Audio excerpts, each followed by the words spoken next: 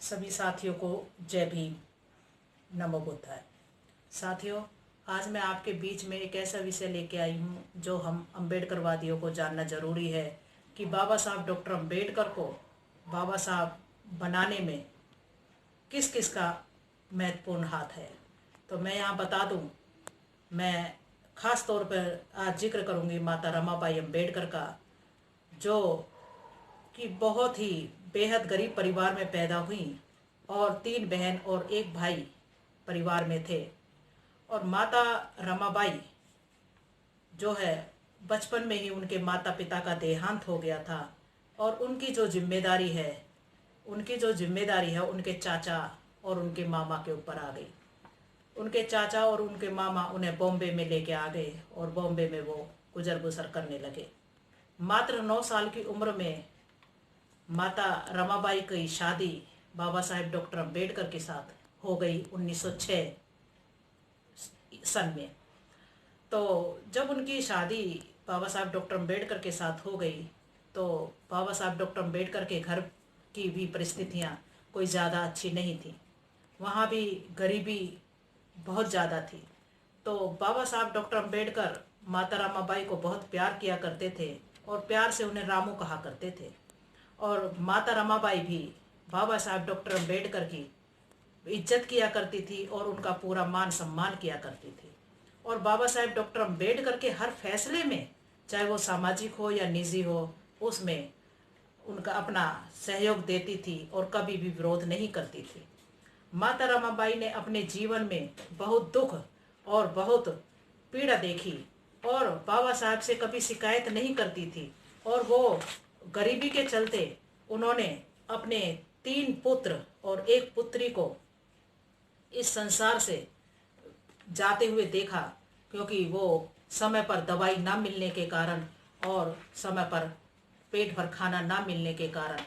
तो इस तरीके से माता रमाबाई ने इन दुखों का देखा और माता रमाबाई जो है हर परिस्थिति में बाबा साहब का साथ दिया करती थी। वो गोबर बीन करके, गोबर के उपले बना करके बेचा करती थी और उस पैसे से बाबा साहब के परिवार में आर्थिक रूप से सहयोग किया करती थी और बाबा साहब की पढ़ाई के लिए भी वो पैसे दिया करती थी। इस तरीके से वो बाबा साहब का साथ देती थी। उन दिनों बाबा साहब बैरिस्टर बन चुके थे, तो अड़ोस पड़ोस की महिलाएं माता रमाबाई को देख करके ताने मारा करती थी कि देखो, ये एक बैरिस्टर की बीवी है और ये जो है गोबर के उपले पाथती है और गोबर बीनती है। लेकिन माता रमाबाई इन सब बातों का बुरा नहीं मानती थी और ना ही उन्हें कोई फर्क पड़ता था। वो अपने काम पर नित्य लगी रहती थी और इस तरीके से उन्होंने अपने जो है परिवार का पालन पोषण किया। जब बाबा साहब को नौकरी मिली तो बाबा साहब उन्हें 50 रुपये घर खर्च के लिए दिया करते थे और बाबा साहब के उन 50 रुपये से माता रमाबाई 5 रुपये तो इमरजेंसी के लिए रखती थी और बाकी बचे पैसों से वो 30 कागज़ की पुड़िया 30 कागज़ के टुकड़े रखती थी और हर कागज़ के अंदर 1.5 रुपये रखती थी और वो 30 पुड़िया बना करके कपड़े में बांध करके रख लेती थी और हर रोज़ केवल 1 ही पुड़िया खर्च करती थी। उससे ज़्यादा चाहे जैसी भी परिस्थिति आ जाए वो 1 पुड़िया से ज़्यादा खर्च नहीं करती थी, क्योंकि माता रमाबाई अनपढ़ थी और हिसाब किताब में ज़्यादा तेज़ नहीं थी। तो वो इस तरह से अपने घर का बजट बना करके चलती थी। और जब जब जब बाबा साहेब डॉक्टर अम्बेडकर उनसे कहते थे तो वो कभी कोई शिकायत नहीं करती थी। माता रमाबाई जो है वो धार्मिक प्रवृत्ति की महिला थी और उन्होंने एक बार बाबा साहब से जिद की कि बाबा साहब, मुझे पंढरपुर मंदिर में जाना है, वहाँ दर्शन करके आने हैं। तो बाबा साहब ने कहा कि रामू, मैं पंढरपुर मंदिर तो नहीं, पर तुम्हें एक ऐसा मंदिर ज़रूर दूंगा जहाँ से तुम्हें इज्जत, मान, सम्मान और हमारे लोगों को सारे अधिकार मिलेंगे। लेकिन आप उस मंदिर से तुम्हें कोई भगाएगा भी नहीं। उस मंदिर में का मैं निर्माण कर रहा हूँ, आप उस मंदिर में ज़रूर जाना। लेकिन माता रमाबाई का जो त्याग था वो हम सबको दिखाई देता है और वो बाबा साहब की बात को मानते हुए अपने जीवन को बिता रही थी। तो इस तरीके से वो बाबा साहब की हर बात मानती थी और बाबा साहब भी माता रमाई की बात को मानते थे। और इन्हीं सब परिस्थितियों के चलते हुए इन दुख की घड़ियों में उन्होंने अपने जीवन को बिताया और बाबा साहब बनने के लिए वो हमेशा अपना सहयोग देती रही।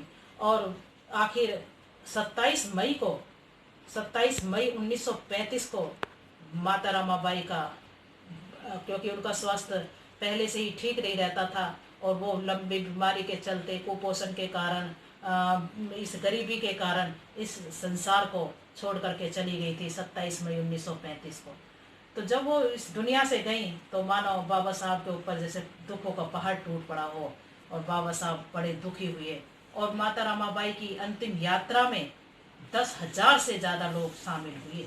और बाबा साहब ने अपने आप को बंद कर लिया एक कमरे के अंदर और वो किसी से मिलते जुलते नहीं थे और बहुत कम बाहर निकलते थे।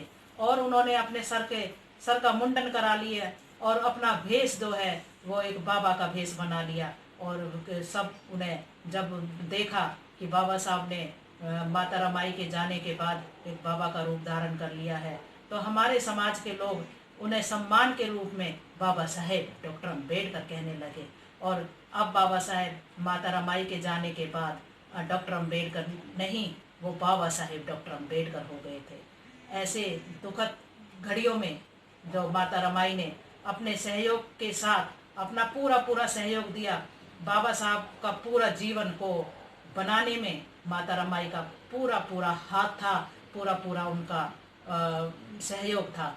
और यहाँ मैं ये भी कहना चाहूँगी कि डॉक्टर अम्बेडकर को एक पत्नी के रूप में माता रमाबाई अम्बेडकर एक बहुत ही अच्छी, सुशील और एक साधारण सी गृहिणी मिली जिन्होंने बाबा साहब का हर कदम पर साथ दिया। तो बाबा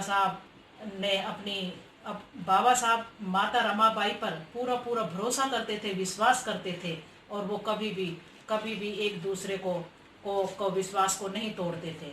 तो हमें भी माता रमाबाई के जीवन से और बाबा साहब के जीवन से एक प्रेरणा लेनी चाहिए, एक संकल्प लेना चाहिए कि हमें भी अपने सभी बहन भाइयों को इस मिशन को चलाने के लिए हमें आपस में विश्वास करना चाहिए, एक दूसरे का समर्थन करना चाहिए, सहयोग करना चाहिए और इस मिशन को अंत तक ले जाना चाहिए। यही बाबा साहब का सपना था, यही माता रमाबाई का सपना था, जिन्होंने हमारे लिए अपनी औलाद त्याग दी।